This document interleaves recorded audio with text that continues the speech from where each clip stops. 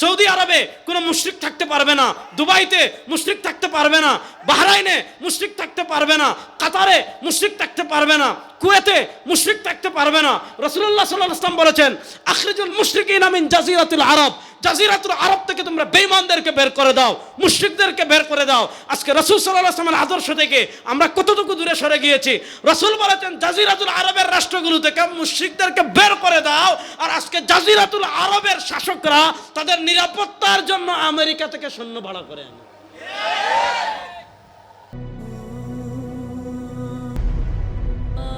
Al-Wasatiyah, enjoy the Quranic message. এজন্য দেখবেন রাসূলুল্লাহ সাল্লাল্লাহু আলাইহি ওয়াসাল্লাম বলেছেন, আখরিজুল মুশরিকিনা মিন জাজিরাতিল আরব।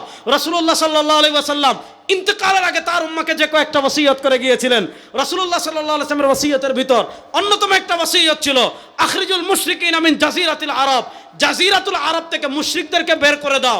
সৌদি আরবে কোনো মুশরিক থাকতে পারবে না, দুবাইতে মুশরিক থাকতে পারবে না, বাহরাইনে মুশরিক থাকতে পারবে না, কাতারে মুশরিক থাকতে পারবে না, কুয়েতে মুশরিক থাকতে পারবে না। রাসূলুল্লাহ সাল্লাল্লাহু আলাইহি ওয়াসাল্লাম বলেছেন, আখরিজুল মুশরিকিনা মিন জাজিরাতুল আরব, জাজিরাতুল আরব থেকে তোমরা বেঈমানদেরকে বের করে দাও, মুশরিকদেরকে বের করে দাও। আজকে রাসূল সাল্লাল্লাহু আলাইহি ওয়াসাল্লামের আদর্শ থেকে আমরা কতটুকু দূরে সরে গিয়েছি। রাসূল বলেছেন জাজিরাতুল আরবের রাষ্ট্রগুলো থেকে মুশরিকদেরকে বের করে দাও, আর আজকে জাজিরাতুল আরবের শাসকরা তাদের নিরাপত্তার জন্য আমেরিকা থেকে সৈন্য ভাড়া করে আনে। আজকে আমেরিকায় ঘাঁটি কোথায় আছে? মধ্যপ্রাচ্যের সবগুলো দেশে আছে। তুরস্কে আছে, ওই কামাল পাশার, সৌদি আরব আছে, দুবাইতে আছে, কুয়েতে আছে, কাতারে আছে, বাহরাইনে আছে, ওমানে আছে। এখন যখনই আমেরিকা ইসরায়েল কি করেছে, ইরানে হামলা করেছে, তখন ইরান কি করেছে, ইরান আগ থেকেই টার্গেট করেছে যে মধ্যপ্রাচ্যে যতগুলো আমেরিকান সেনা ঘাঁটি আছে সবগুলাতে ব্যালিস্টিক মিসাইল ছুড়েছে। এখন আপনি দেখেন তারা ঘাঁটি গেড়েছে কিসের জন্য? নিরাপত্তা দেওয়ার জন্য। এখন নিরাপত্তা দেওয়া দূরের কথা, উল্টা তাদের কারণে মুসলিম রাষ্ট্রগুলোতে ইরান ব্যালিস্টিক মিসাইল মারতেছে কি মারতেছে না? এই হলো আজকে উম্মার হালত। দেখেন আমার সাথে আবার বলেন, আমি যেখান থেকে ওয়াজ এনেছিলাম আবার ওই জায়গায় যান, সবাই বলেন ইসলাম। আপনারা কি ক্লান্ত হয়ে গেছেন? তাহলে একটু কথা আমার সাথে বলতে হবে, বলেন ইসলাম। যুবকরা একটু জুড়ে বলেন ইসলাম পরিপূর্ণ। কোনো সন্দেহ আছে? আচ্ছা বলেন, কেউ যদি এতে সন্দেহ করে যে ইসলাম পরিপূর্ণ কি না, আচ্ছা বলেন ইসলাম পরিপূর্ণ কি না, এই ব্যাপারে কেউ যদি সামান্য সন্দেহ করে, আবার বলি ইসলাম পরিপূর্ণ কি না, এই ব্যাপারে কেউ যদি সামান্য সন্দেহ করে তার ঈমান থাকবে? দেখেন, একটা হলো ঈমানের প্রশ্ন। শুনেন, আমাদের দেশের অর্থনীতিতে ইসলাম নাই? কে আছে? নাই। আমাদের দেশের অর্থনীতিতে ইসলাম আছে? নাই। আমাদের দেশের বিচার ব্যবস্থা ইসলাম আছে? নাই। আমাদের দেশের রাষ্ট্র পরিচালনা ইসলাম আছে? নাই। নাই। আমি চেষ্টা করবো, আল্লাহর কাছে মাফ চাইবো। কিন্তু আপনি যদি মনে করেন এখানে ইসলামই নাই, এখানে অর্থনীতিতে ইসলামের বিধানই নাই, বিচারে ইসলামের বিধানই নাই, রাষ্ট্র পরিচালনায় ইসলামের বিধানই নাই, অথবা আপনি যদি মনে করেন এই শতাব্দীতে রাষ্ট্র পরিচালনায় ইসলাম লাগবে না, এই শতাব্দীতে বিচারে ইসলাম লাগবে না, এই শতাব্দীতে অর্থনীতিতে ইসলাম লাগবে না, এই শতাব্দীতে রাষ্ট্র পরিচালনায় ইসলাম লাগবে না, যদি এই কথা কেউ বলে, অথবা এই ধারণা কেউ পোষণ করে, অথবা এই বিশ্বাস কেউ অন্তরে ধারণ করে, সে সারা রাত তাহাজ্জুদ পড়লে, সারা জীবন রোজা রাখলে, সারা বছর দান সদকা করলে, যদি এই বিশ্বাস কেউ রাখে, তার ঈমান থাকবে? বলেন তার ঈমান থাকবে? জোরে বলেন তার ঈমান থাকবে? এজন্য আবার বলেন ইসলাম পরিপূর্ণ। সবাই বলেন ইসলাম। সবার পিছনের যুবকদের আওয়াজ পাচ্ছি না, আপনারা কি গল্প করতেছেন? এই যুবকরা পিছন থেকে বলেন ইসলাম পরিপূর্ণ।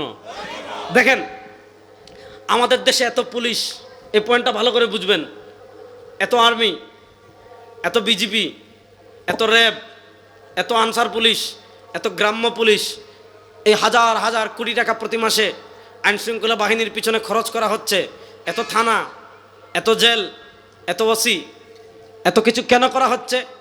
রাষ্ট্রের শান্তি প্রতিষ্ঠার জন্য এবং অপরাধ কমানোর জন্য। ঠিক না বে ঠিক?